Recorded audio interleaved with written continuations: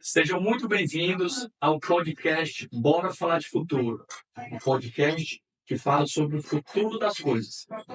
Aqui em cada episódio, a gente chama um especialista para dar sua opinião e os seus pontos de vista sobre o futuro das suas áreas de atuação.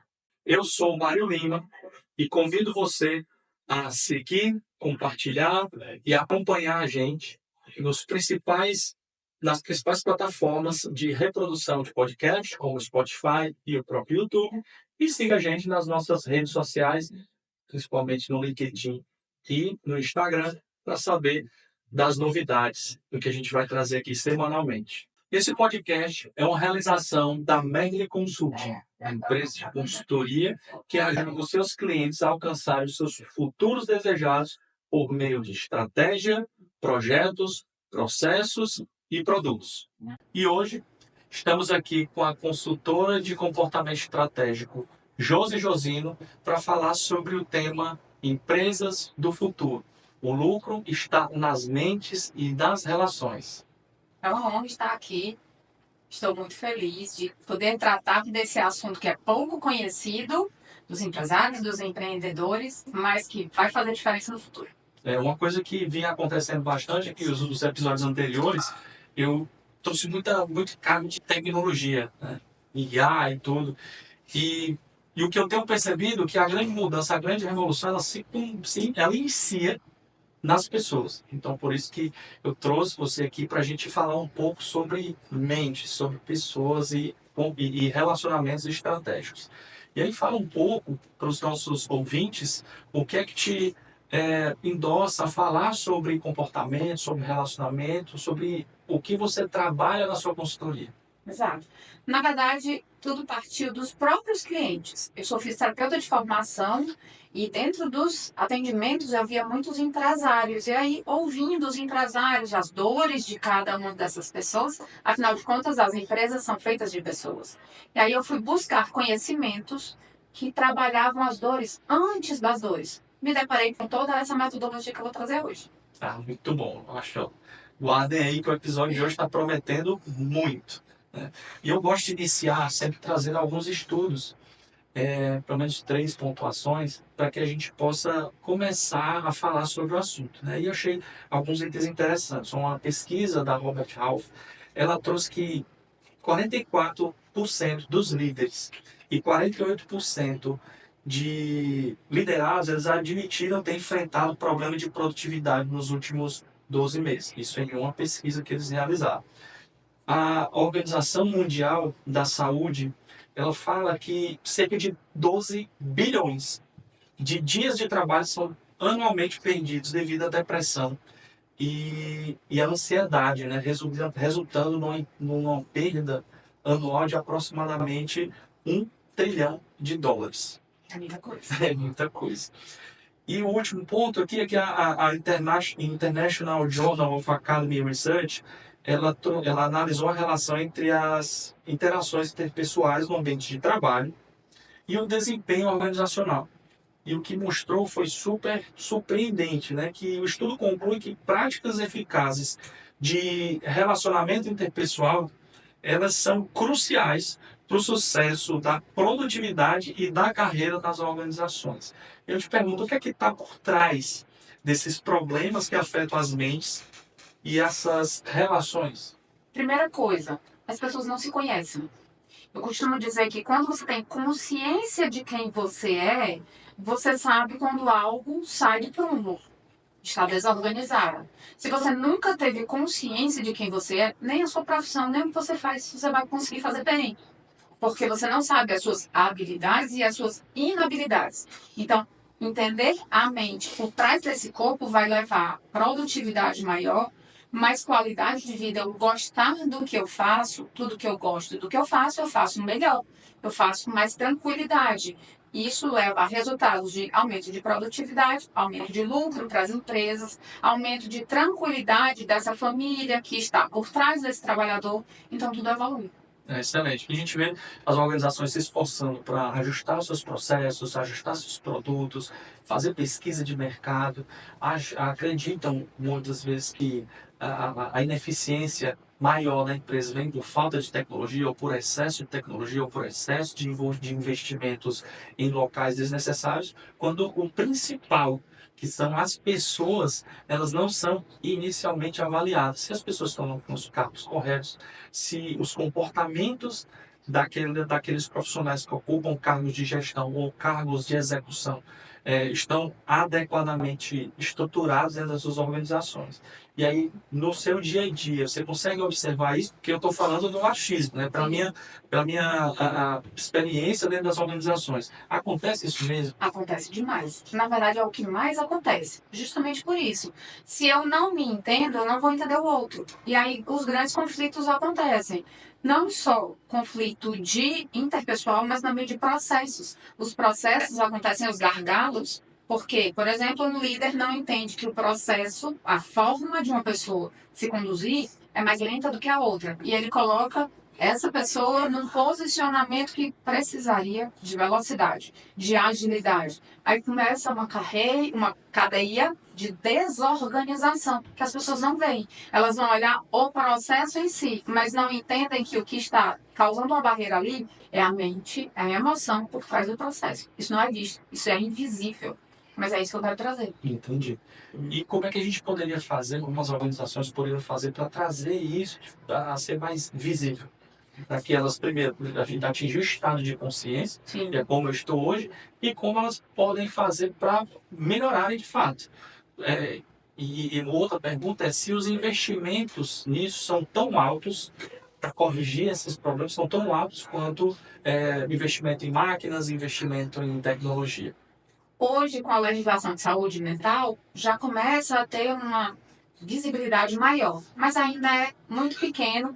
Se você comparar os investimentos em processos, em maquinário, como você falou, são absurdos. Mas aqui nesse outro ponto são bem reduzidos. Quando, na verdade, muito disso aqui, da saúde integral, seria resolvido sem aquele processo, sem aquele investimento. Se você solucionasse isso aqui, por exemplo, uma vez eu cheguei numa empresa e os próprios colaboradores me deram as soluções que precisavam no setor sem gastar nada. Não, doutora, a senhora sugere que faça assim, assim, a gente pega esse equipamento que já está aqui, ou seja, as pessoas que estão lá dentro, elas têm visibilidade que muitas vezes os gestores não têm.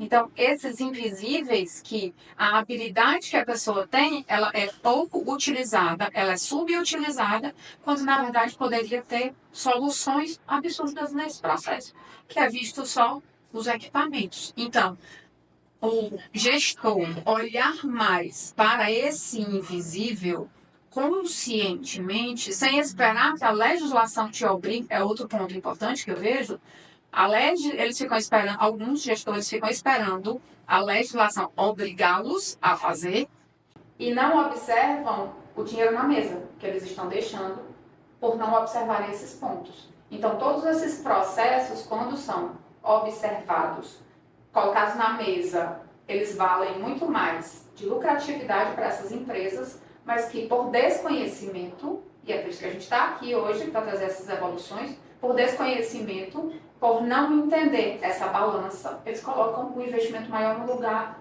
pouco produtivo, nesse quesito.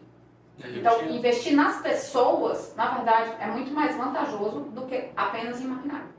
Impacto direto nisso, por exemplo, eu trabalho em organização, em que o impacto só do absenteísmo, porque é o indicador mais fácil de se atingir, né? A gente sofria um aumento aproximadamente de 25% nos custos da empresa, custos relacionados a pessoas, por questões de absenteísmo. Falta de trabalho, falta por doença, falta não justificada, enfim. Só sobre esse ponto, o absenteísmo, se você identificar que as mentes causam as dores físicas, então olha, se você sana as dores mentais, eu não tenho lesão física. Então o absenteísmo cai absurdamente. É simples. Tratar o problema antes dele virar um problema. Isso é o invisível, mas que precisa ser visto. Então, nós seres humanos, nós somos criaturas bem complexas mesmo.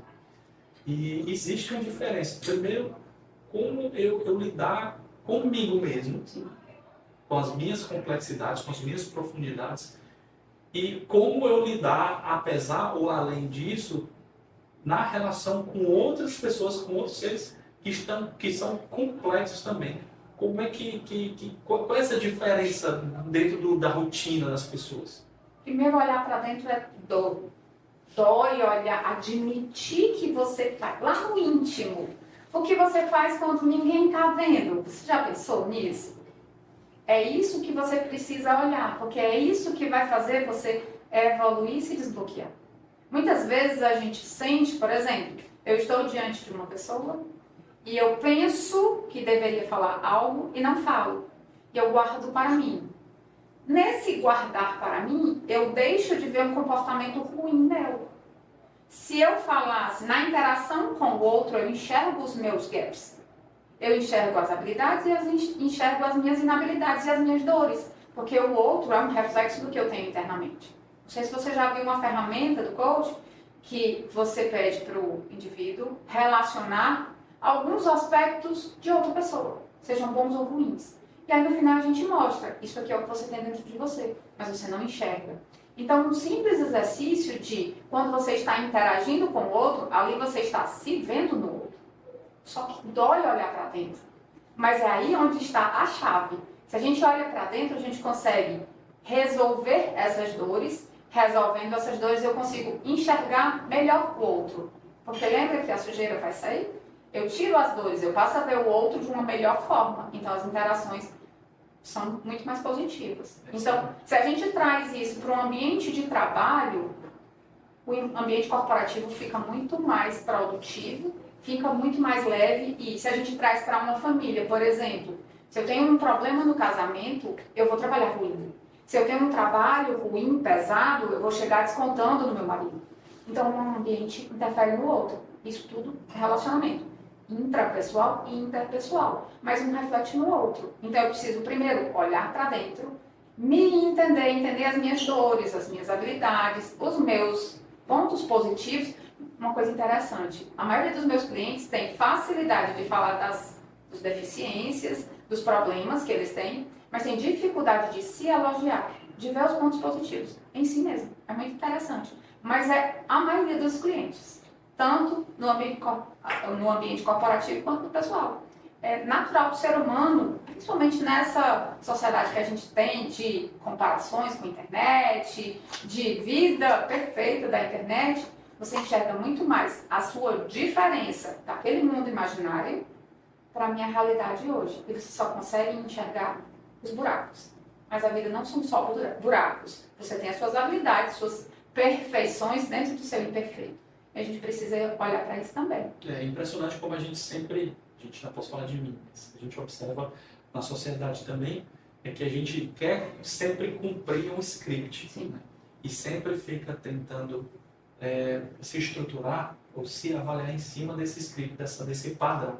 Muitas vezes é um padrão que nem existe. E aí eu estava lendo sobre comportamento, que é uma pauta que me chama muita atenção, é que no mundo líquido que a gente está vivendo hoje, de liquidez nas relações, de liquidez, principalmente nas relações consigo mesmo, a pergunta que destrói as pessoas é: quem é você? É verdade. Quem é você? É verdade. Absolutamente todas as pessoas que eu fiz essa pergunta não souberam responder de forma adequada. Então, esse ponto da personalidade é muito complexo, como as pessoas elas perderam a habilidade de saber quem elas são para tentar se posicionar e ser aquilo que dizem para ela que é aceitável como padrão. É um movimento fortíssimo que está acontecendo. Então as pessoas começam respondendo: eu faço isso, eu gosto de nadar, eu gosto de academia. Não, eu não perguntei o que você gosta, eu perguntei o que você é. Isso. Mas eu tenho 3 filhos. Não é o que você tem, é o que você é. Não, eu trabalho com esse cara, mas não é o seu trabalho, seu professor. Estou perguntando: quem é você? Sociedade de rótulos. Exatamente, assim, a gente quer ser rotulado pelo nosso trabalho, a gente não quer ser, não, a gente né? Cai nessa de ser rotulado pelo que a gente faz, pelo que a gente veste, pelo que a gente entrega, né? E pelo que a gente compara, e não pelo que a gente realmente é. E é natural que nas relações entre as pessoas crie-se uma questão de dependência muito forte, e que isso no ambiente organizacional é extremamente danoso. Como é que essa dependência emocional ela pode se disfarçar, ela se disfarça em comprometimento e ela pode sabotar os resultados organizacionais e empresariais? Primeira coisa, vamos entender o que é dependência emocional. Eu gosto muito de usar objetos, vou usar as minhas mãos, tá? Então, toda vida que eu tenho duas pessoas, eu tenho um relacionamento aqui, seja ele qual for, de trabalho, de coleguismo ou de relacionamento amoroso, conjugal. Então, essas pessoas, um tem mais ou menos um pré-conceito, não preconceito de marginalização, mas eu tenho um conceito prévio do que você vai se comportar porque eu já te conheço. Então, quando eu conheço essa pessoa, eu já sei, mesmo sem ela falar, como ela vai se comportar. Então, eu vou começar a entrar em modo de, por exemplo, se eu sei que se eu falar tal coisa, você vai achar ruim, eu vou me privar de falar isso. Só que se eu paro de falar isso, uma coisa que me incomoda, ou algo que eu acho que você deveria modificar de comportamento, eu me privo dessa posição e eu destruo a nossa relação. Por quê? Porque eu vou ficar muito ligada para você, em você, e a evolução que nós poderíamos ter não vai existir. Só porque eu me calei. Então isso é dependência emocional. Quando eu me modifico a partir de um comportamento ou de uma emoção da outra pessoa. Ou eu faço ela se modificar a partir das minhas ações. Isso é dependência emocional, ativa ou passiva. Então vamos pensar, se eu tenho, por exemplo, eu gosto muito de dar o exemplo de empreendedores. Uma pessoa que está começando uma carreira, quando ela começa a ganhar dinheiro e ela tem uma pessoa em casa, vamos supor, um parente doente, certo? Muito comum. Parente doente, ou cuida dos pais, ou algo assim. Quando ela começa a ganhar dinheiro, ela vai diminuir essa conexão aqui. É natural. Por quê? Porque ela vai ter mais coisas para fazer, vai ter uma agenda mais cheia, e eu vou diminuir a intensidade dessa relação, dessa aproximação. Minha mente inconsciente vai fazer o quê? Não vou ganhar dinheiro, porque se eu ganhar dinheiro, eu vou me afastar dessa pessoa. Isso é errado. Isso é errado, o que vão dizer de mim, eu vou deixar de honrar os meus pais. Gratidão por tudo que foi Todos esses processos. Então, eu deixo de viver, eu deixo de ganhar dinheiro, eu deixo de me relacionar com um cônjuge, eu deixo de me casar, eu deixo de tudo, eu deixo de viver, inclusive. Então, depressão, ansiedade, síndrome do pânico, Alzheimer. Tem alguns estudos que mostram que o Alzheimer, eu esqueci, eu não quero mais viver. Mas eu não quero sair dessa vida intencionalmente. Por exemplo, me matando. Então, eu deixo de observar a vida. Eu vou me esquecendo da realidade. Para quê? Para eu não enfrentar isso aqui. Eu não consigo, eu não tenho coragem de me desvincular daqui. Então, para que eu não cause dor em alguém, eu vou me machucar, me privando de viver, me privando de ganhar dinheiro, me privando de relacionamentos, me privando de crescer a empresa. Se você cresce a sua empresa, você vai para outros patamares, vai para outros estados, vai para outros países, e essa pessoa aqui, não, então eu não vou ganhar dinheiro. É isso. Então, sabota as suas ações. E o que é essa sabotagem? Por exemplo, aquele contrato que nós somos, Mário, igual uma bateria. A gente começa a vibrar energia. E essa energia vai se conectando com outras energias. Você tem muita gente do seu lado. Todas essas energias fazem impacto com a sua energia. Se a sua energia está com uma frequência de crescimento, é isso que você vai atrair. Pessoas que estão na mesma frequência. Você vai identificar pessoas que não estão. Eu não gosto dessa pessoa, ela não me faz bem. Por quê? Porque a sua frequência está subindo e a dessa pessoa está descendo. Qual seria o natural? Descontinuar a relação. Mas eu tenho dependência emocional, eu vou me privar disso. que você engole sua fica aqui. frequência. E aí o que vai acontecer? Diminui a sua frequência. Entendi. Se eu tenho 6 pessoas e você é a média de 5, 6 pessoas que você anda, se essa frequência é, na maioria, subindo, você vai subir como uma represa. Se ela é descendo, vai acontecer a mesma coisa. Entendi. E falando de relação, né? E falando das organizações, como é que essa inteligência relacional ela pode virar uma competência? Sim. E como ela é uma competência chave para o líder do futuro? Sim. Porque o líder, enquanto líder, ele precisa enxergar, a gente estava falando do invisível. Ele precisa enxergar essas pessoas por dentro das mentes. Então, como essa pessoa enxerga, como o colaborador enxerga o mundo. O líder precisa ter essa noção. Para quê? Para ambientar essa pessoa de uma forma que ela performe da melhor forma possível, na maior potência possível. Então, o líder precisa identificar quais são as habilidades desse colaborador e quais são as inabilidades. A habilidade vai ser potencializada e a inabilidade eu vou. Lembra que antigamente, eu sou ergonomista. Então, no ambiente de trabalho, os ergonomistas, há muito tempo atrás, adaptavam o homem à máquina. Hoje é o contrário.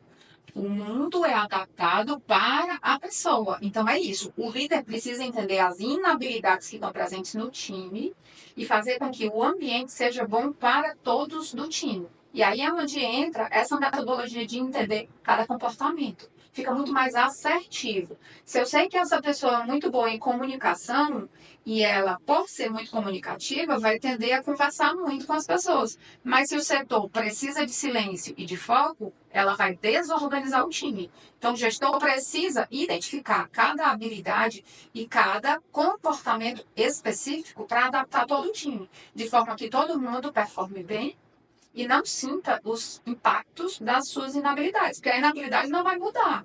Naturalmente, você tem habilidades e inabilidades. O que você pode fazer? Diminuir, adaptar o mundo para diminuir o impacto, o prejuízo que essa inabilidade vai causar nas suas relações, no seu ambiente de trabalho e por aí vai. Tá, a gente tem alguns pontos como as habilidades, conhecimento, mas tem um ponto também que é a questão do traço de caráter, Sim. que ajuda um líder, obviamente, a colocar o profissional certo, a peça certa em cada posição correta no tabuleiro dos negócios, né, no tabuleiro das organizações. Consegue dar uma breve explicação aqui sobre os 5 traços Sim. conhecidos que nós temos hoje? Esses 5 traços são extremamente assertivos. O líder que conhece isso é assim, quase que cirúrgico nas suas adaptações. Imagine uma admissão de um colaborador que você entende exatamente como ele performa, como é essa mente por trás daquela pessoa. E você vai saber exatamente que esse copo encaixa certinho nesse lugar, só pelo formato estrutural do corpo. Isso é de uma assertividade absurda para o gestor. Então é isso que a gente faz. O que os traços de caráter são? Imagina que você tem 5 bonecos, vamos dizer assim, morando dentro da sua cabeça. Você tem, eu tenho, todos nós temos. Você também tem os 5 traços de caráter. São nomes estranhos, mas não tem nada de patológico. São nomes que os cientistas, ao longo do tempo, que vem desde Freud, esse conhecimento, foram colocando e a gente mantém essa nomenclatura. Vamos lá. Não tem nada de patológico. Então vamos lá. Esquizoide, oral, psicopata, masoquista e rígido.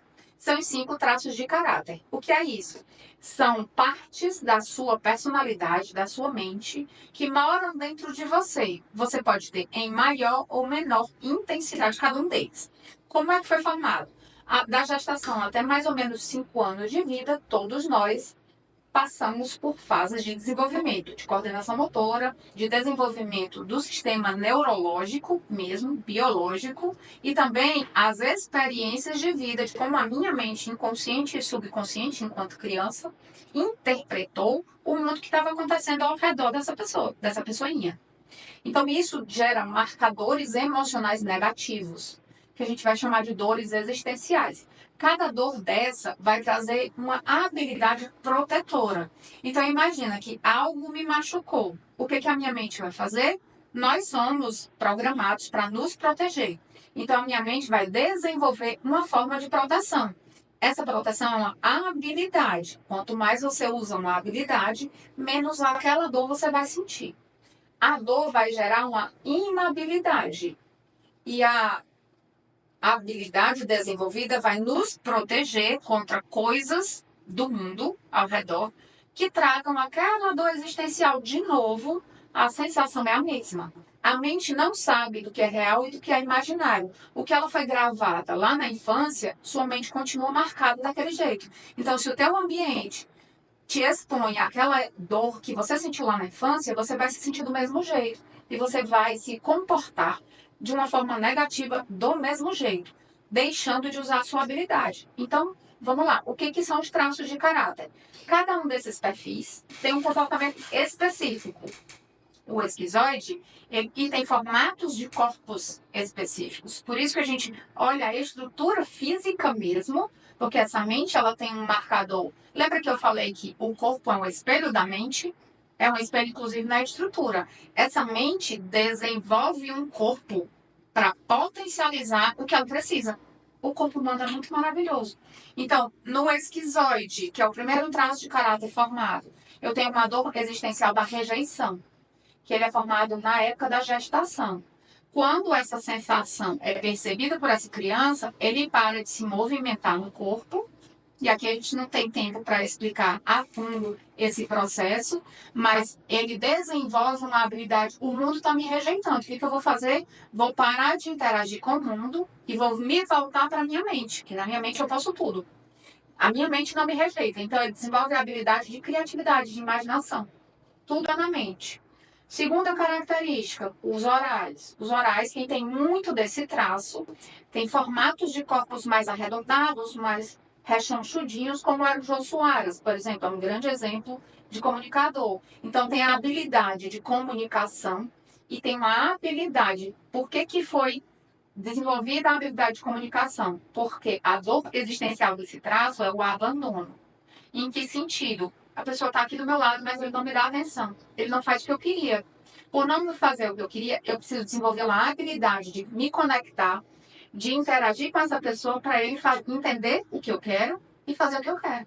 Então, percebe que sempre eu vou ter um mecanismo de dor e uma defesa? Isso. Então, esquizoide, oral.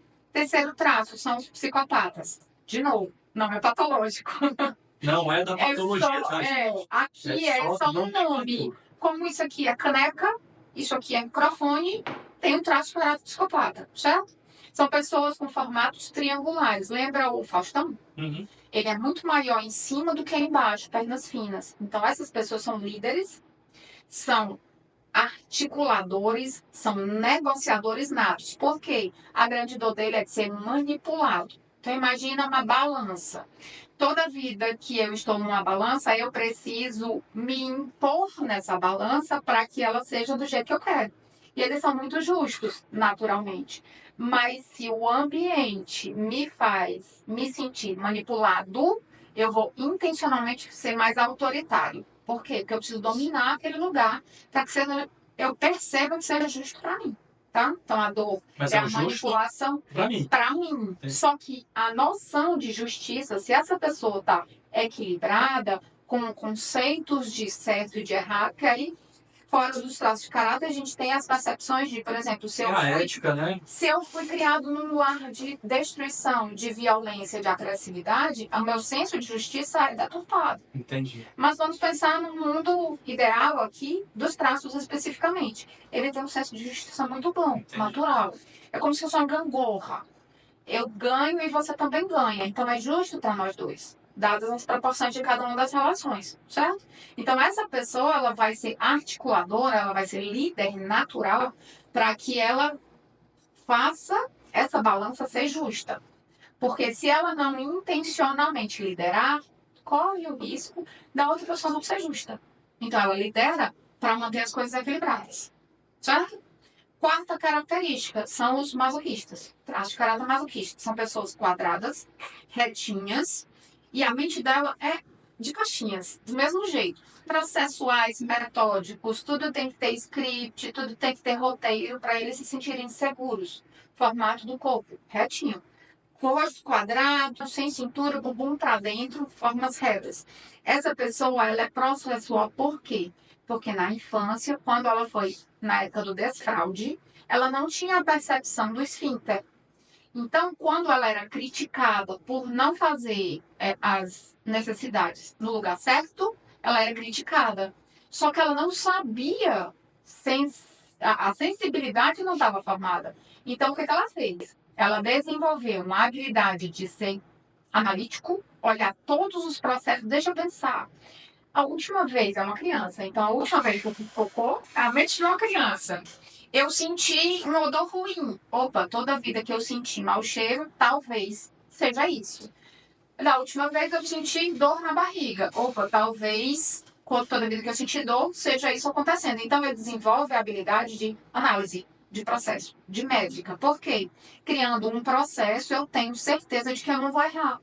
Eu não vou ser criticado e não vou decepcionar as pessoas, que é a grande dor dele. Ele detesta quando ele erra e quando as pessoas têm uma expectativa diferente dele e ele se sente errando com essas pessoas, decepcionando as pessoas. E aí ele vai ser.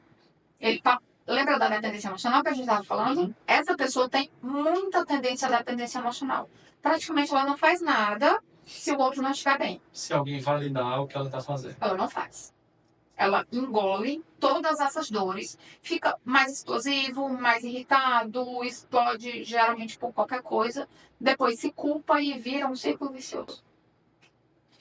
O último traço são os rígidos, são as pessoas mais simétricas. Sabe aquele violão que o brasileiro chama?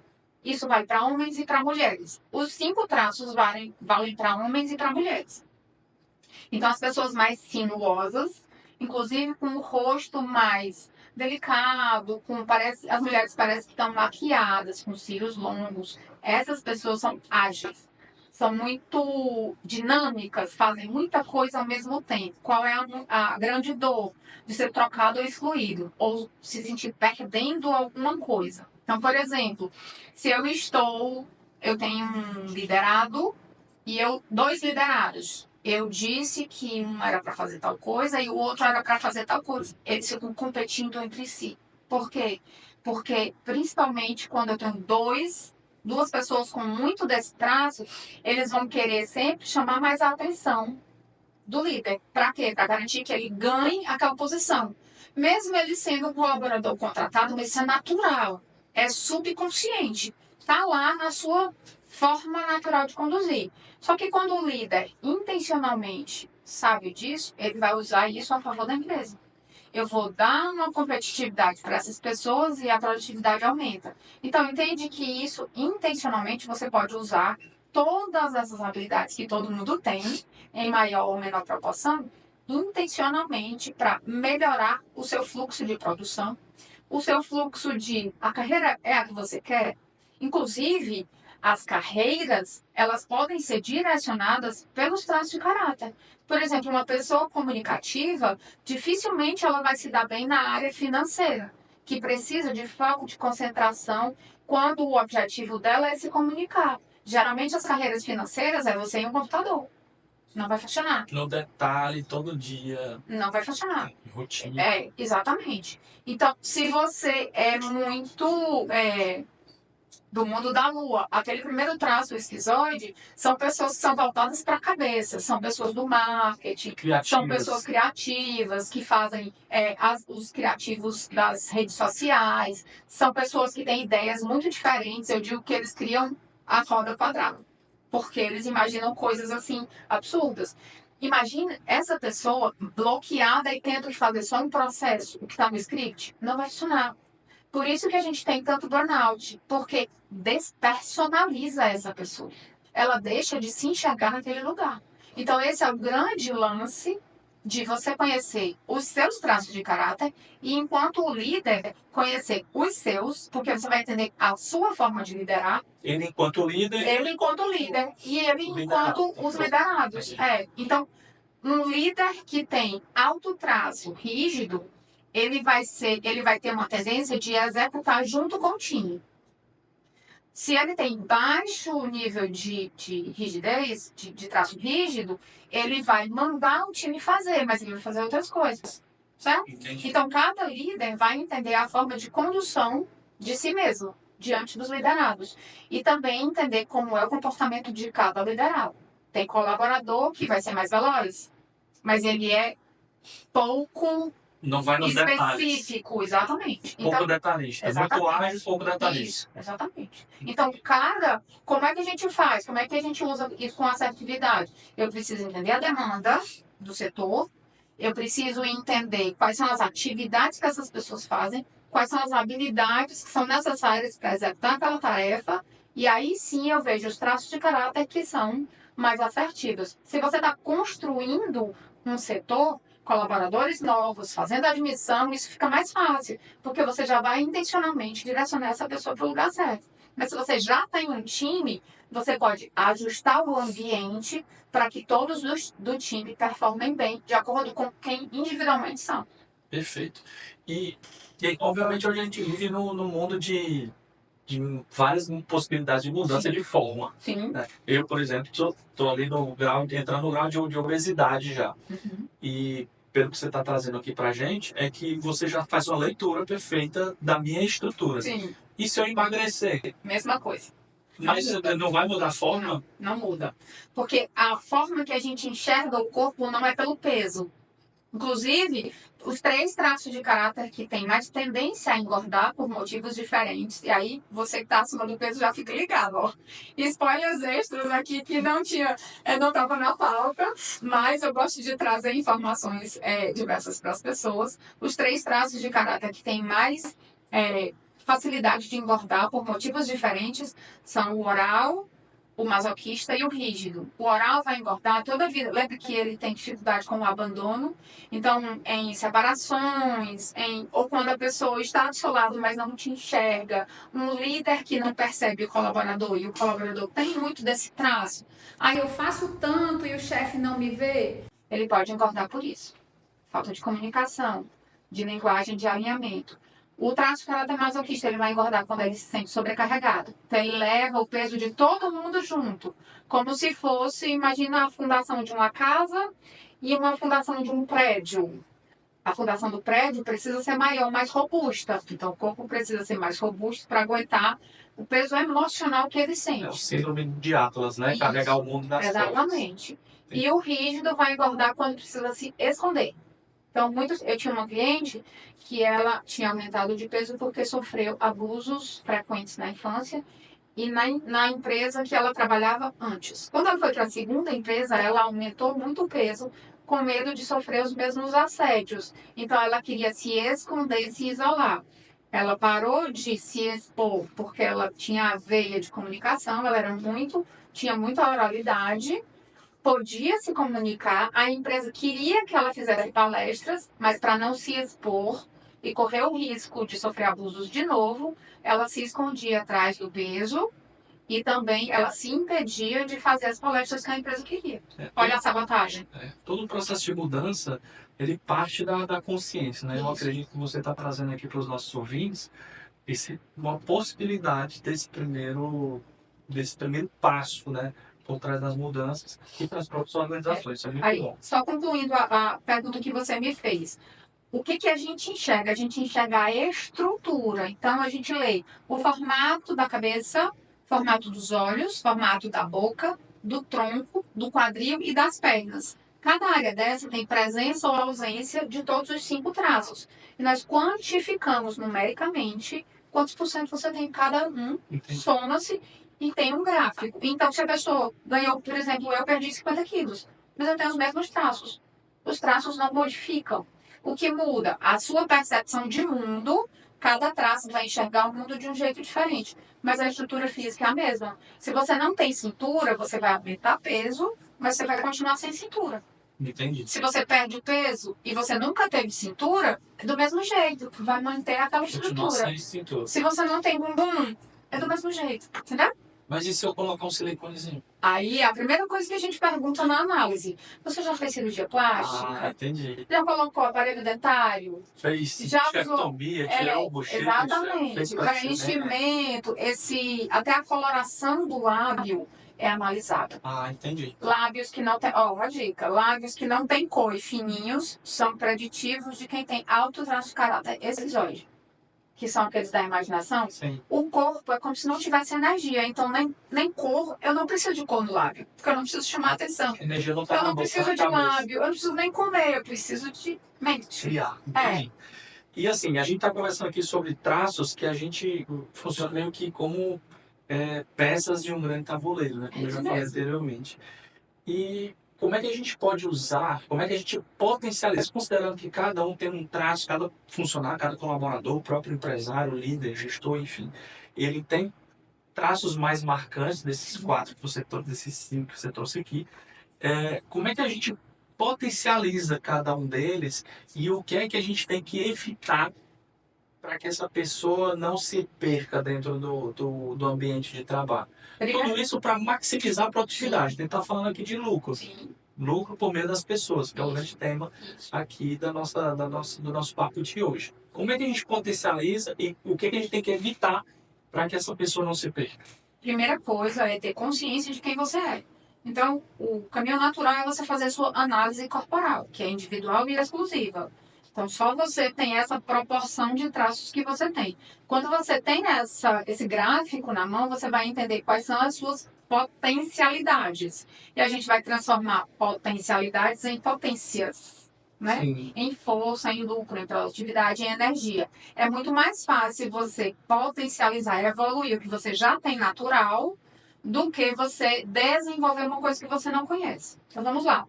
Quando você tem já diante de si, você sabe as suas proporções, você vai usar as habilidades de cada um dos traços que a gente já falou aqui, intencionalmente no seu ambiente de trabalho. E você vai entender se o seu ambiente atual é bom ou ruim para você. No sentido de, para o oral, esse ambiente é bom ou é ruim? Para o masoquista, esse ambiente é bom ou é ruim? Você vai olhar todos. A gente sugere que de cima para baixo, do maior para o menor. Quanto maior eu tenho um traço de caráter, mais impacto eu vou sentir diante do ambiente. Por exemplo, eu tenho um colaborador que ele é oral. Certo? O que é que eu tenho que fazer para... Onde é que eu tenho que posicionar ele, ou quais funções, o que é que ele deve fazer para maximizar o resultado dele, considerando esse traço que ele tem? Pronto. Nesse exemplo que você trouxe de um traço oral, eu tenho carreiras primeiro. O tipo de carreira, de atividade que ele faz, precisa ser direcionada para ele. Orais gostam de comunicação, de conexão com pessoas. Então, a primeira coisa tem que ter gente. Relacionamento, Relações apresentação, públicas, palestras, professor. câmeras, professor, vendas, lidar com o público de uma forma geral. O pessoal que fica resolvendo problemas, interagindo com as pessoas de uma forma muito paciente. Geralmente são pessoas que têm muito desse traço. Call center, então, tem que ser... Deveria. Vamos lá. Né? No Esse é o nosso primeiro filme, objetivo. Esse é o nosso objetivo. No primeiro Se filme. as pessoas que estão admitindo os colaboradores para cada um desses serviços, sim, eles deveriam observar alto traço de oralidade nessas pessoas. Então, Interessante isso. é isso. Então, é você entender qual é a habilidade natural dessa pessoa. Você vai entender onde ela se encaixa. E vai entender onde é que causa dor. Nesse caso dos orais, é ruim ele ficar sozinho. É ruim ele ter que ficar calado muito tempo. E é ruim regular o que ele precisa falar. Então, por exemplo, eu tenho muito desse traço. A gente estava conversando aqui nos bastidores sobre falar com script e falar sem script. Se colocar um texto para eu falar, eu vou travar. Mas vocês estão vendo que eu não tenho problema de falar nas câmeras ou com as pessoas.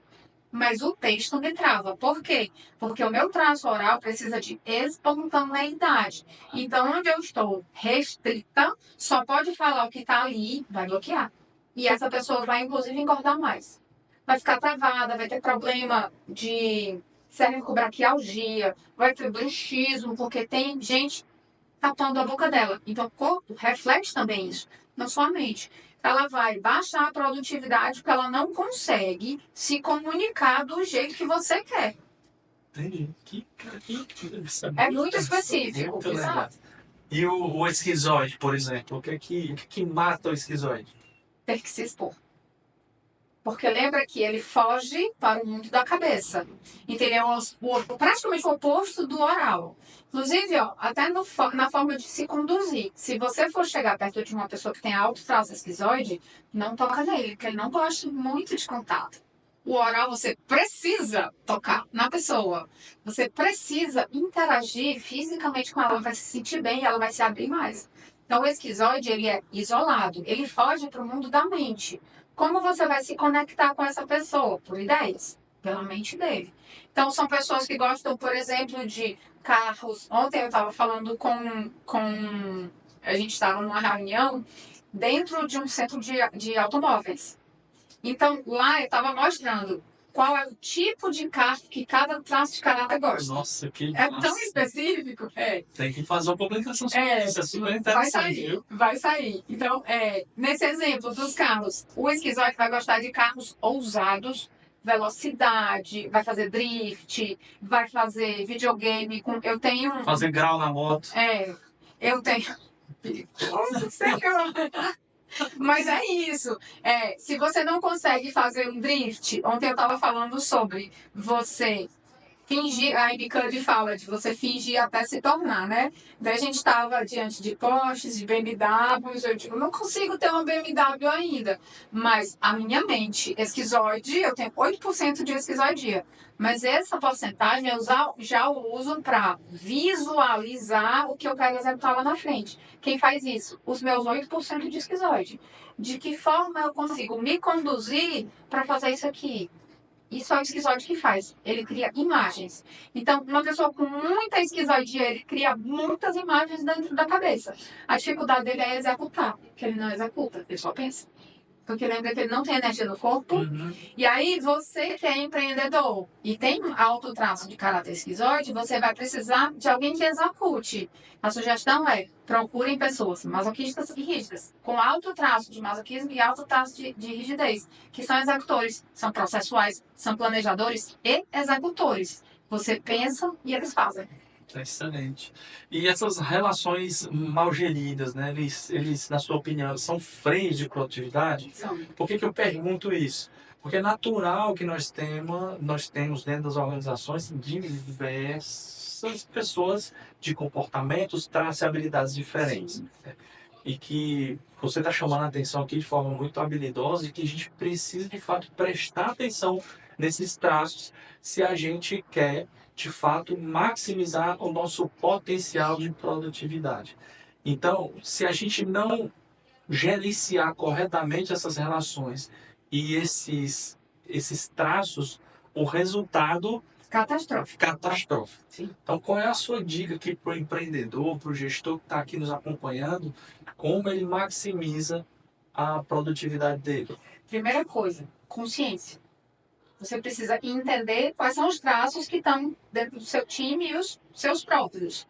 Segunda coisa, respeito. Eu preciso entender os meus traços e eu preciso entender que vamos falar de mundo ideal. A gente está falando de futuro. Então é isso que a gente quer. Eu me entendo e eu me respeito. Eu sei que eu sou muito oral e eu sei que eu preciso de um mundo adaptado para mim. Então eu preciso disso, disso e disso. Beleza, ótimo. Eu entendo que o Mário se entende e eu entendo o Mário, porque ele me disse. Josi, eu sou assim, assim, assim, eu preciso disso e disso, disso para a gente se relacionar bem. Com base nisso, cada um se conhecendo e cada um entendendo o outro, eu respeito você na sua individualidade. Esse é o melhor cenário. Por quê? Se eu entendo que você é mais lento e eu sou mais rápida, quando eu, enquanto líder, for te liderar, eu vou entender que eu vou precisar de te dar mais prazo, mas eu sei que o trabalho vai ser perfeito. E aí eu vou saber que se eu preciso de velocidade, eu tenho que te dar meios para você tornar-se mais veloz. Por exemplo, te dando um script já pronto, que você vai só executar. Entende? Então eu entendo a sua inabilidade e eu já te dei uma coisa pronta, tornando você mais rápido, porque você executa rápido quando está com o script pronto. Eu te entendi, te respeitei e fiz com que o mundo ficasse bom para você. E aí a produtividade vira. Muito bom. Então, ó, preste atenção que a Josine está trazendo aqui. O traço correto no ambiente errado é a fórmula para o caos. Então, preste atenção na produtividade e faz seu negócio crescer e chama a doutora Josi aqui para acompanhar esse teu crescimento. E se você esteve aqui até o momento acompanhando a gente, eu peço que se inscreva no canal, siga, clica lá no sininho para receber todas as novidades que a gente está trazendo aqui. Ok? Aguardamos o seu clique. E mudando um pouco aqui de assunto, mas tendo assim a mesma relação de produtividade, pessoas e tal, tem uma teoria super interessante que está crescendo. Ela não é óbvia, não é facilmente Contra-intuitiva. não é fácil de digerir, mas que para algumas pessoas faz muito sentido, que é a teoria da permissão do Elton Euler. Explica um pouquinho para a gente. Disruptivo demais. Muito potente o resultado, né? Eu vou fazer uma provocação para eles também. Você está se impedindo de crescer e de alcançar tudo que você disse que queria. E eu vou te mostrar. O que é essa permissão, Mai? Geralmente, quando a gente se propõe a fazer algo novo, por exemplo, eu vou abrir uma empresa, ou vou mudar de carreira, eu traço um plano, eu sei que eu conheço daquilo, ou seja, eu tenho capacidade, e eu tenho disposição, eu tenho energia, eu tenho saúde física e eu tenho motivação para fazer aquela coisa. Só que o que é o invisível é a permissão. Por bloqueios de dependência emocional, e aí por isso que a gente falou tanto do relacionamento, por bloqueios de dependência emocional, de culpa, de medos, eu me bloqueio, eu me saboto de ir para onde eu disse que queria. Então sou eu que faço isso. Por quê?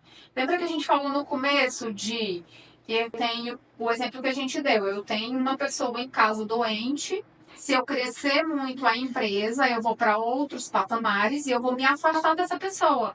Então, a minha mente subconsciente, para não sentir a dor do afastamento, e a gente entra nos traços de caráter também, que alguns traços vão sentir mais do que outros.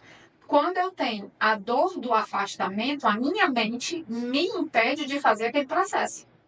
Então, eu vou me sabotar, eu me impeço, eu não me permito de ir para aquele novo patamar, porque alguém vai se sentir machucado e eu não quero sentir essa dor, esse enfrentamento. E é isso que acontece. Eu não me permito. Essa é a teoria da permissão. Isso vale para tudo. Para fechamento de contrato, para abertura de uma empresa. Tudo vai se basear em as relações que você tem e como você enxerga o seu mundo ao redor. Mas é você que se bloqueia. E como é que a permissividade ela ativa o senso de pertencimento e o engajamento em relação aos objetivos e os sonhos das pessoas, né? Engajamento consigo mesmo. Sim. Pronto. Primeira coisa é você entender, eu brinco com os meus clientes que você nasceu só, geralmente você nasceu sozinho, né? Se não for gêmeo. Mas depois que você saiu da barriga da sua mãe, você tem um rumo natural. Você não vai andar com a mão do seu irmão toda hora. Os dois vão chegar diante de uma barreira, alguém vai pular e alguém vai ficar parado. Então veja que cada indivíduo tem um comportamento. Pensando assim, cada indivíduo tem um fluxo natural de vida. Então, teoricamente, cada um deveria seguir a sua própria vida. Se você para olhar a vida da outra pessoa, eu gosto de fazer essa alegoria assim, Mari. Estou caminhando para onde eu digo que vou. Estou caminhando para o sonho. Mas tem algo ali atrás que me prende. Então, eu preciso, a todo momento, eu estou caminhando. Mas a todo momento eu tenho que voltar para trás e eu paro de olhar para frente. Eu posso perder o foco e cair no buraco. Eu posso perder o foco e desacelerar o processo que eu estava indo, eu posso sair de onde eu disse que queria e me distrair com outras coisas, porque eu parei de olhar para a minha vida e passei a olhar para a vida de outra pessoa. Certo? Uhum. Então, quando eu faço isso, eu me distraio do foco que eu estou e eu passo a viver a vida dessa pessoa. Então, eu paro de me dar a permissão de viver a minha vida, de evoluir para cá. Quando, na verdade, esse é o fluxo natural da vida.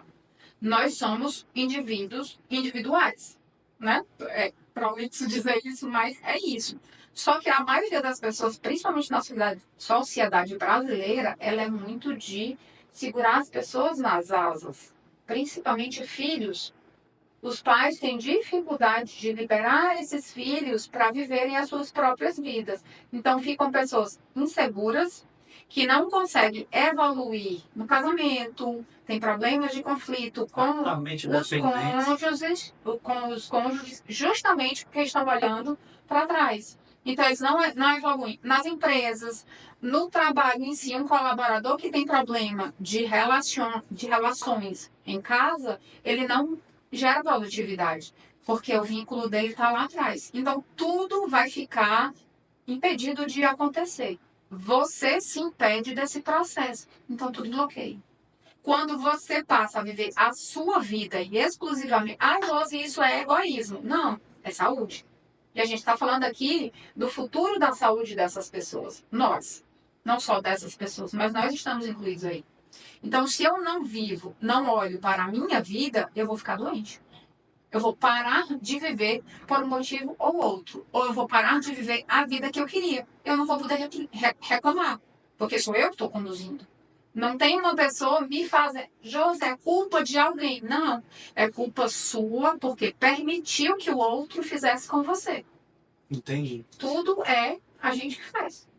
E nós, como empresas, né, como organizações, com um objetivo óbvio de maximização de produtividade, lucratividade, muito se fala de ambientes que as pessoas que estimulam, as pessoas estimulam, dizem, né, que se estimulam as pessoas a serem quem elas são, né? Mas sob a luz dessa teoria do ego, como é que a gente pode promover ambientes que autorizem essas pessoas a serem quem elas realmente são? Se você chega num lugar que a primeira coisa que é perguntada é o que você quer fazer da sua vida, você já está vendo um ambiente diferente. Então, pessoa tem, eu costumo dizer, tenha medo de pessoas que não têm sonhos. Porque se a pessoa não tem sonho, ela não tem o para frente. Ela está ligada no para trás. E lembra que a gente falou da frequência? Se você está muito próximo dessa pessoa, você vai ficar paralisado lá para trás junto com ela. Então, um ambiente produtivo e positivo para isso é cada um ter o seu sonho, estar buscando o seu próprio sonho e se conectando com outros. Por exemplo, Mário, eu quero abrir uma empresa. Disso, disso, disso. Estou sonhando assim, estou tentando fazer tal coisa. Você pode contribuir com alguma informação nesse processo? Aí o Mário me dá uma informação, mas o Mário não para a vida dele para seguir junto comigo. Não. Mesmo parceiros de negócios. Cada um tem uma parte. Eu costumo dizer, Mário, que são metades da laranja. Não existe. Não existe isso. O suco não funciona. Eu tenho laranjas inteiras, quer seja em sociedades, em parcerias de forma geral ou no casamento. Se eu tenho metade da laranja, isso já é dependência emocional, porque você vai ficar vivendo a vida da outra pessoa. Mas eu tenho laranjas inteiras que fazem um suco maravilhoso, mas cada laranja tem o seu sonho. E dentro de uma parceria, cada laranja tem o seu sonho, tem a sua motivação de estar ali, enquanto faz sentido. Num dado momento, se não faz mais sentido, separa, sem dependências emocionais. É porque não faz mais sentido caminhar junto. Mas a gente não vai deixar de gostar um do outro. Só não faz sentido estar ali. Esse ambiente é um ambiente saudável, onde cada um sabe o que quer e sabe o que o outro faz sentido estar ali. Motivação saudável, sonhos diante de você, para você caminhar, ter para onde ir, e aí você vai usar as suas habilidades para se permitir ir para aquele lugar de uma forma mais fácil. Entendi. Então é correto afirmar que as pessoas só alcançam o máximo da sua produtividade em locais, né, que elas se sentem realmente permitidas. Sim. Elas não são permitidas, elas se permitem, tá? Porque mesmo que você, por exemplo, se você me proibir de fazer alguma coisa, você me proibiu. Mas eu estou me permitindo atender ao seu comando. Se eu tenho saúde emocional e mental, eu entendo todos esses conceitos e eu sei que a rota que eu quero para o meu sonho passa por você, eu vou conversar com você. Mário, nesse formato não faz sentido. Vamos encontrar um outro formato? Ou eu sei que o que eu quero está depois do Mário, mas eu não preciso ir por aqui. Eu posso encontrar outra rota, mas o meu objetivo é o mesmo. Então, quando eu tenho consciência do que eu quero, de quem eu sou, eu consigo ir por essa rota ou por outras. E aí, dentro desse processo, se todo mundo tem essa mentalidade, não existe eu não te permito. Porque eu não vou me permitir ficar aqui obedecendo a você. Eu vou encontrar outro caminho. Então, tudo parte de si mesmo. Por isso que não tem o outro me permitir. Sou eu que me permito ficar lá. Erro meu. Sempre é erro meu. Ou potência minha. Isso mata qualquer possibilidade de eu É colocar no outro a responsabilidade que ele tem por mim. Exatamente, exatamente. Inclusive, tem as culpas que são direcionadas por outras pessoas, por dependência emocional. Fulano, você fez naquele dia, 20 anos atrás. Naquele dia você fez tal coisa e eu não gostei. E a pessoa fica presa 10 anos. Remoendo 10 anos. Fica mais tempo do que isso. Eu atendi uma senhora uma vez, isso é tão sério, eu atendi uma senhora uma vez que ela, 20 anos, o filho tinha casado e tinha ido morar no exterior. Por 20 anos ela mantinha o quarto do filho do mesmo jeito que ele saiu. 20 anos. Então pense isso numa empresa. 20 anos você fazendo a mesma coisa que não funciona. Pequenininha. Porque você não tem um sonho maior que te motiva a ir para frente.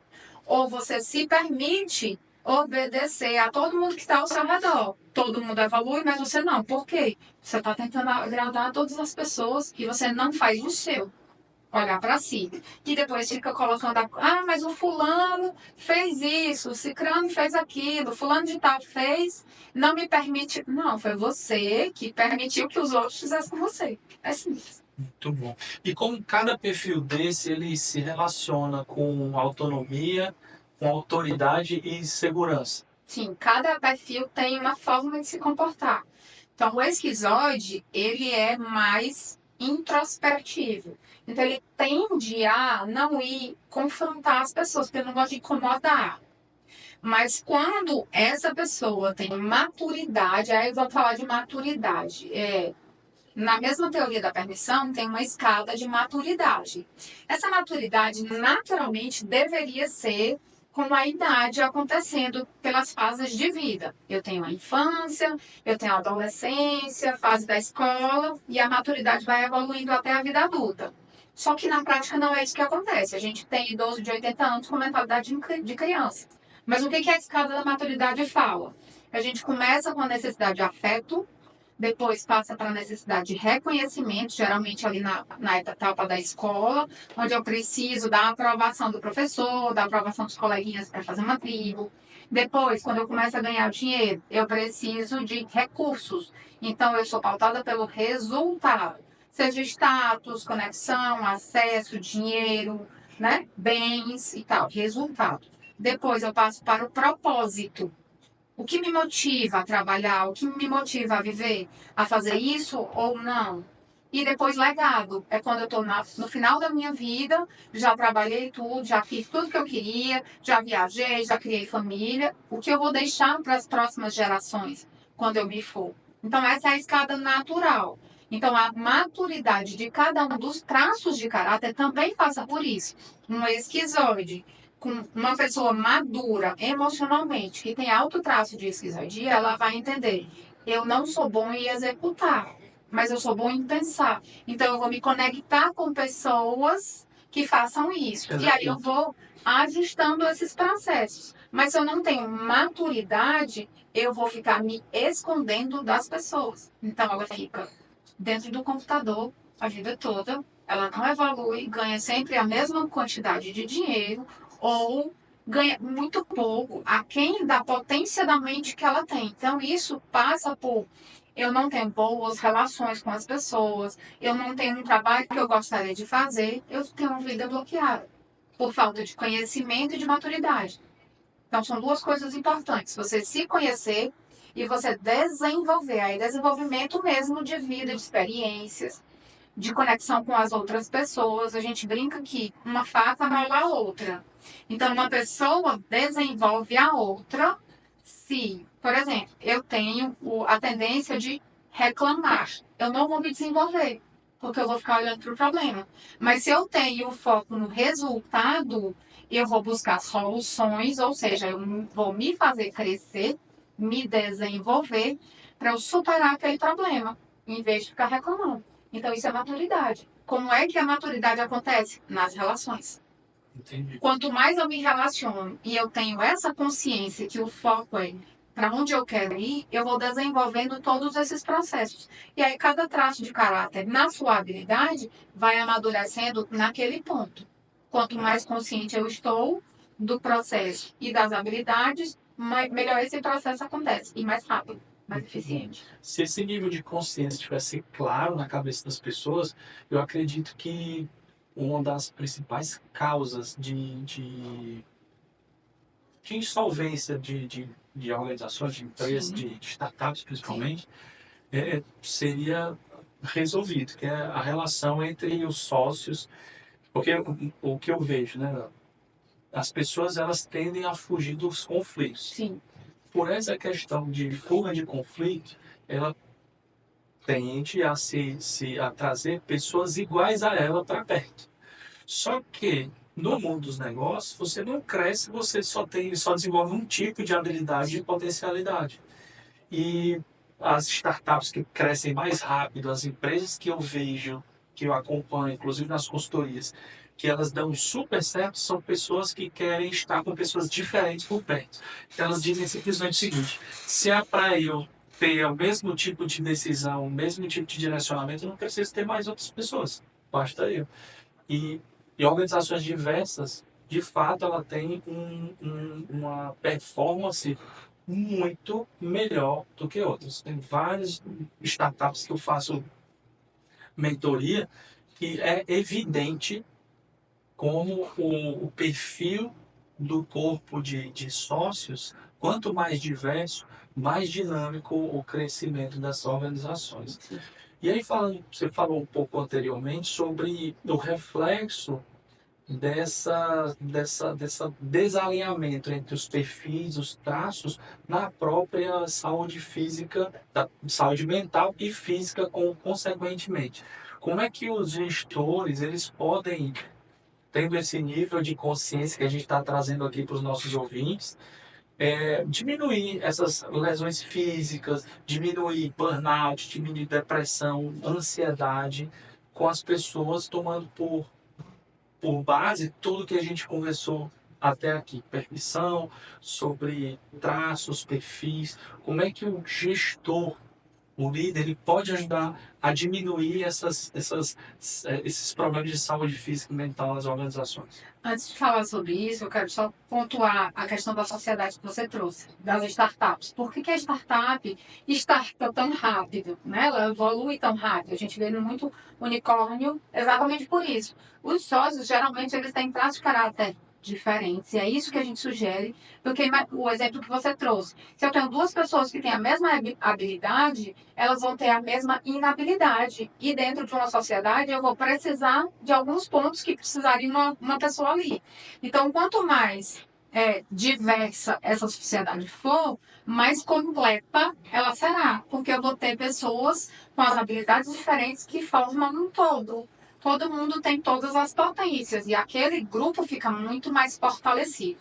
Porém, E equilibra as inabilidades também. Exatamente. Onde você é forte, eu não sou boa, mas nós nos complementamos. Esse é o mundo ideal. Porém, tem rusgas. Por quê? Se eu não tiver uma consciência da habilidade e da inabilidade, e se eu não tiver maturidade para lidar com essa inabilidade, vai dar problema também. Que a gente estava falando sobre Amadurecimento. É eu entender que você é diferente de mim e tá tudo bem. Onde você é bom, eu não sou boa. E a gente vai ajustando o ambiente para nós dois. Um ambiente saudável, ele permite que todos os traços, inclusive o ambiente físico, a gente organiza inclusive o ambiente físico para ser bom para todo mundo. Um ambiente saudável para muitas pessoas precisa ser bom para todos os traços, ou pelo menos para os que estão ali, habitam ali. Falando agora sobre essa parte física. Então vamos pensar. Se eu tenho uma estrutura física específica para cada mente, e eu tenho uma mente que se acopla nessa parte física, eu tenho lesões específicas de cada traço de caráter. Então, por exemplo, os orais, eles vão ter muito problema no joelho. Por quê? Uma das marcas do oral é o joelho em X. Então, eu sou fisioterapeuta. Ontem eu estava conversando com um fisioterapeuta. Olha, Josi, e assim, os orais eles vão ter mais lesão. Condromalácia patelar, bursite trocantérica, problema no final da coluna, problema de fascite plantar, esporão calcâneo, só porque dentro da habilidade dele ele não tem força física nas pernas. Então o joelho entra toda a vida que ele está instável emocionalmente. Ele entra naturalmente, mas isso é potencializado quando ele se sente com as dores. Então, o corpo físico vai na mesma vertente do corpo mental, vamos dizer assim. O comportamento, a mente, Mário, ela é indissociável do corpo. A gente não consegue, por exemplo, se você está triste, você ter uma postura ereta. Não dá. Da mesma forma, o oposto. Se eu estou triste, eu posso intencionalmente utilizar o meu corpo físico para desenvolver, liberar hormônios de bem-estar mentais que vão fazer com que o meu estado mental suba. Isso é intencional. Mas o que precisa? Autoconhecimento e intencionalidade. Consciência de quem sou e para que eu preciso daquilo. Então, tudo tem. A gente estava falando de permissão. Tudo precisa de um sonho, do motivo e da consciência de quem sou. E aí você consegue fazer as coisas. Excelente. Quando eu era mais novo, né, sempre tinha alguns colegas que, quando a gente estava numa situação meio triste, ombro baixo, o queixo caiu, levanta o queixo. Levanta o queixo porque você melhora. Então, a mente, aí vem a Amy Cuddy falando que a mente, ela reflete no corpo e o corpo reflete na mente também. É indissociável. E aí, quando você está triste, inclusive, levante seu queixo mesmo e abra seus ombros, essa postura do super-herói, que você volta. Eu também vi um vídeo super interessante de um professor chinês, né? Dava para ver ele caminhando no corredor da escola, super triste, cansado, né? Provavelmente ele estava no final do dia, super estressado. Aí ele chega na porta da sala, dá uma respirada fundo, bota um sorrisão no rosto e entra na sala e dá um show. É isso. É o corpo influenciando o estado. Tem até uma técnica que você coloca uma caneta na boca, até técnica de oratória. Você coloca uma caneta na boca e fica algum tempo forçando o sorriso, né?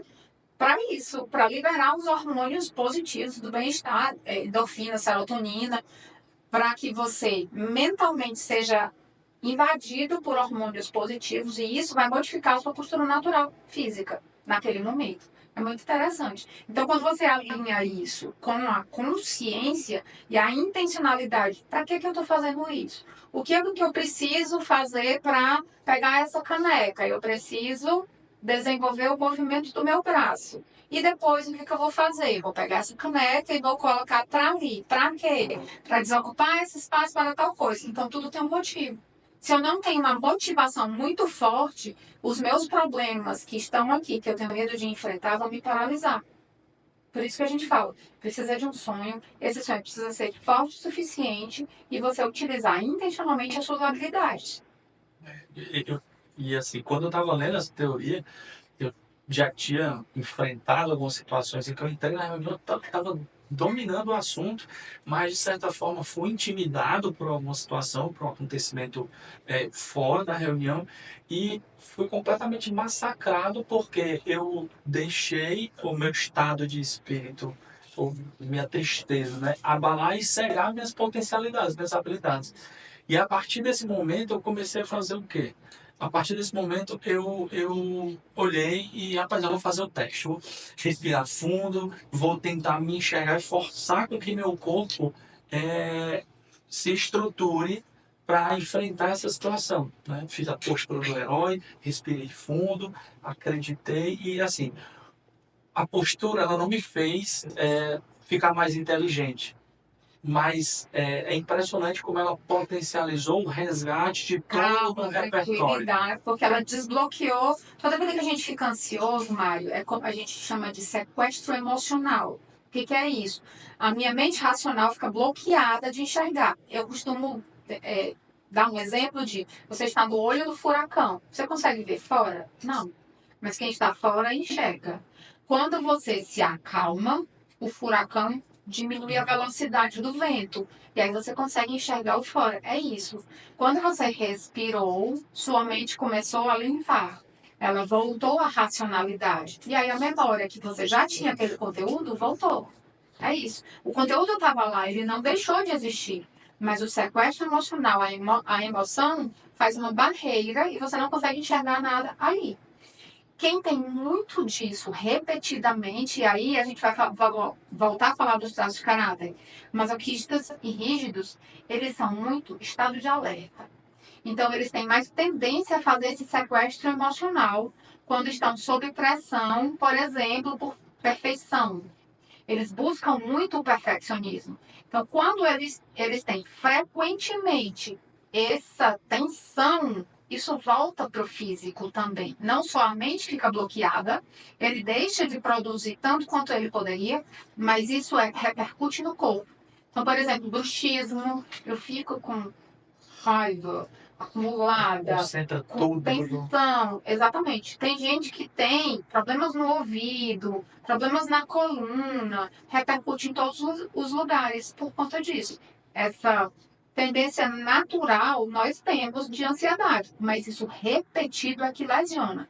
E aí a gente estava falando no começo do burnout. O que é o burnout? Eu brinco, vai até sair uma publicação esses dias de um fósforo queimado. O burnout é exatamente isso. A sua energia para executar as coisas acabou, porque você foi sobrecarregado por uma série de fatores. Então, por que a gente evita o burnout quando eu tenho uma consciência? Porque eu sei o que me queima. Se eu sei o que me queima, eu preciso não permitir que aquilo aconteça. Quanto mais eu tenho consciência do que o mundo me machuca, mais eu tenho a responsabilidade de impedir que aquilo chegue até mim. E a gente volta para a frequência. Vê que todos os contextos eles se conectam. Porque o ser humano é assim. Perfeito. A gente está falando de liderança e é impossível a gente não vincular com a questão do poder. E aí tem uma teoria super interessante, que é a tríade do poder do Márcio Michele, né? Que fala sobre identidade, relação e ação. O que é essa teoria? Na verdade, são 3 níveis de consciência, de conceitos e de ações. O que ele fala? A base da pirâmide é a identidade. Se você conhece quem você é, suas habilidades, os contextos, seus valores, suas primícias, se você sabe quem você é no físico e na mente e nas emoções, você passa a ter escolhas mais assertivas no meio da pirâmide. Quando eu junto essas duas informações, a física quântica chama de lei da atração. Mas o fluxo natural da vida é as coisas acontecerem de acordo com o que você tinha previsto. Lembra que a gente falou de frequência? O que é a frequência? Eu me posiciono com pessoas que buscam a mesma coisa. Então é natural que eu vá atrair essa coisa, não é? Mas se eu não sei quem eu sou e o que eu quero, isso não vai funcionar. Então a tríade do poder, ela fala exatamente disso. Identidade, eu preciso saber quem sou e o que quero. Quando eu entendo isso, eu faço escolhas assertivas para mim. Eu vou escolher usar a minha habilidade, eu vou me proteger do mundo, que eu sei que aquele lugar é agressivo para mim. Eu vou fazer escolhas de conversar com as pessoas, com os relacionamentos que estão perto de mim, porque eu sei que essa frequência pode me machucar ou me potencializar, mas por escolha própria, meio da pirâmide.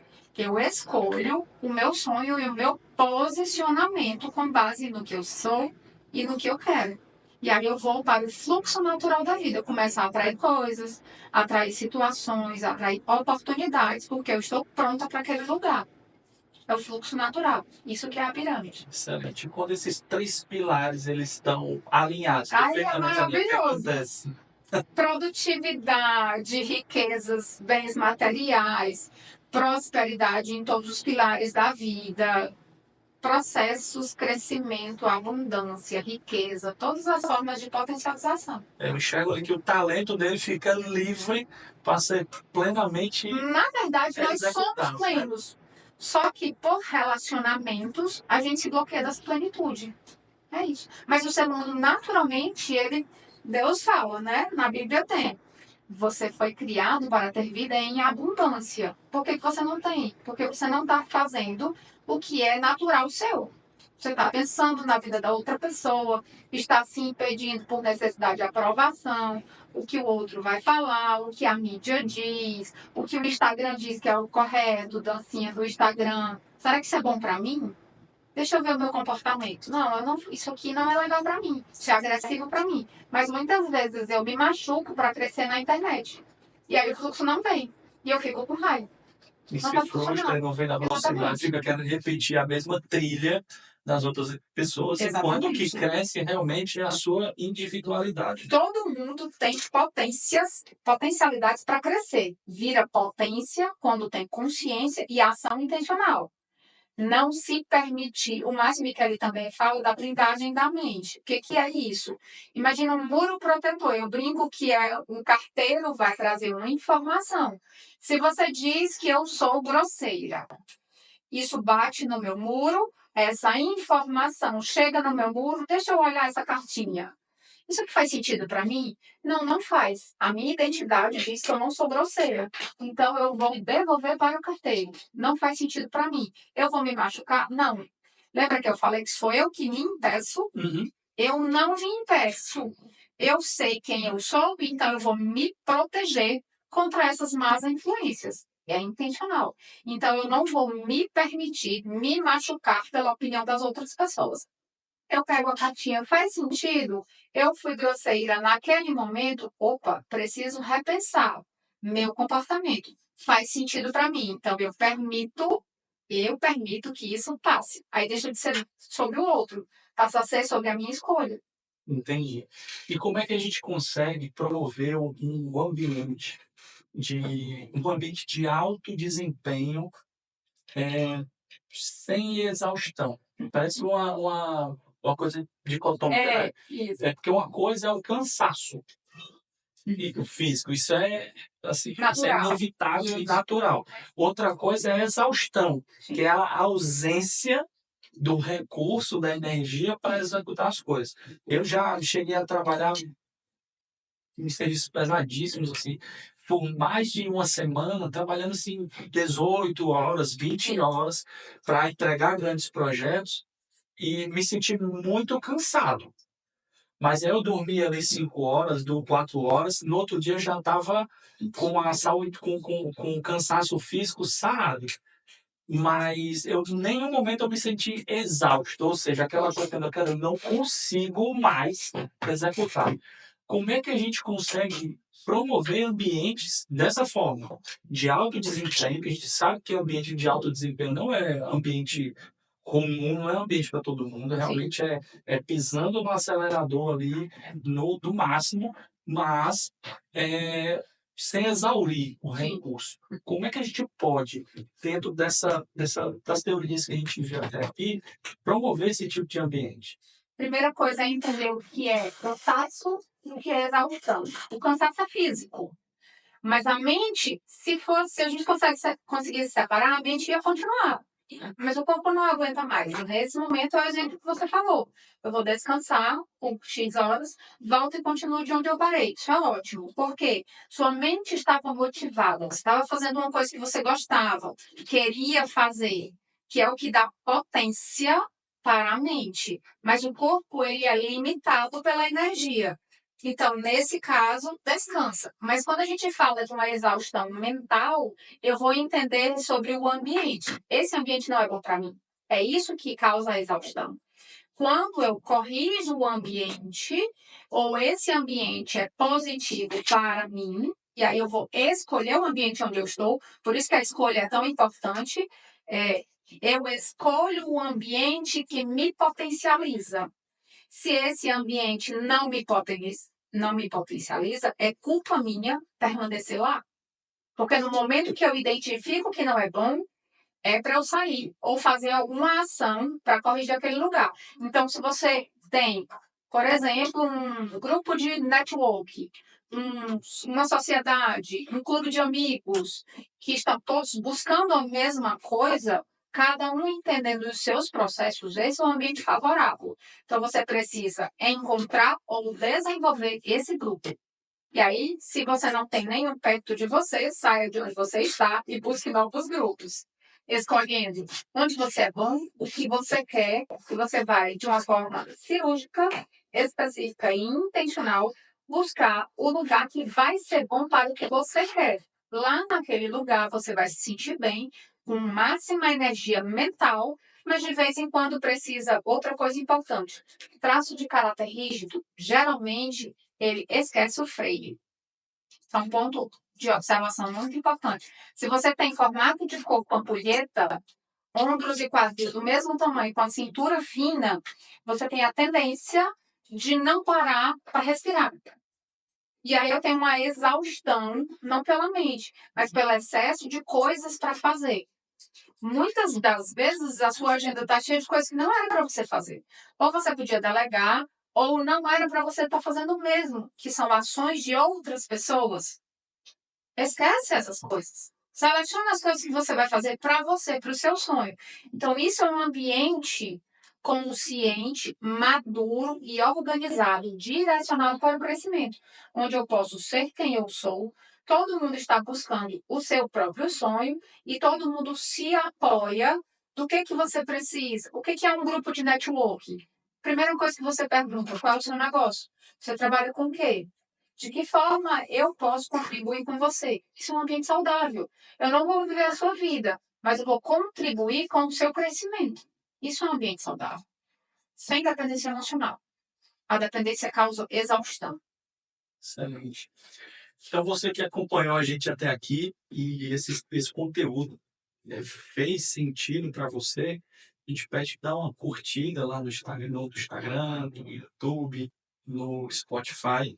Acompanhe a gente, compartilha com as pessoas que você entende que realmente faz sentido, que esse conteúdo de hoje vai ajudar essa pessoa. Tenho certeza que o que a gente conversou aqui até agora vai ajudar, vai destravar muitas pessoas, porque foi um conteúdo riquíssimo, super interessante, super atual, porque pessoas nunca vai deixar de ser um assunto atual.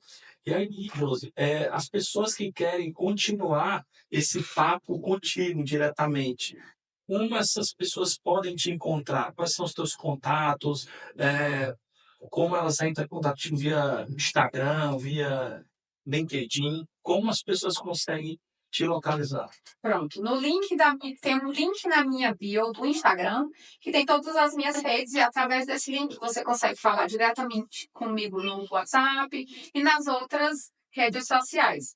Josino Analista. Tudo junto é a rede do Instagram. Por lá você me conecta de todas as formas. Muito bem. E nessa parte final, você tem alguma dica de livro, para onde as pessoas, por onde as pessoas podem começar nesse mundo de autoconhecimento e de alta performance? Billions é uma série muito interessante. Lie to Me também é uma série muito interessante. A Billions vai falar de comportamento no mundo corporativo. Leia-se um contexto, às vezes, não direcionado para a ética, mas o que eu quero que você preste atenção é a forma que ela lidera o ator principal, então a forma que ela conduz com base no comportamento. o comportamento pauta as decisões e elas tornam-se muito mais ousadas e assertivas por causa desse mundo invisível atrás das mentes. E o Light to Me vai mostrar como a metodologia que a gente estava falando é a estrutura corporal falando do comportamento. Mas o Light to Me vai mostrar até a forma que o FBA usa para entender se você está mentindo ou não. Se você está com medo, se você está ansioso. Então, você pode usar isso a seu favor com seus clientes, com seus fornecedores, com seus colaboradores, de saber quando ele está inseguro e trazer isso intencionalmente para as potências dos ambientes. Então, são duas séries muito boas. Muito bom. Então, Josi, eu quero te agradecer de coração. Eu acho que o assunto que a gente conversou hoje aqui, de fato, vai impactar muitas pessoas a se descobrirem, vai impactar muitos negócios a atingirem o seu pico de produtividade, pensando em pessoas, lembrando que negócio é sobre pessoas, não é só sobre processos, sobre produtividade, sobre tecnologia. Não. Primeiro, pessoas.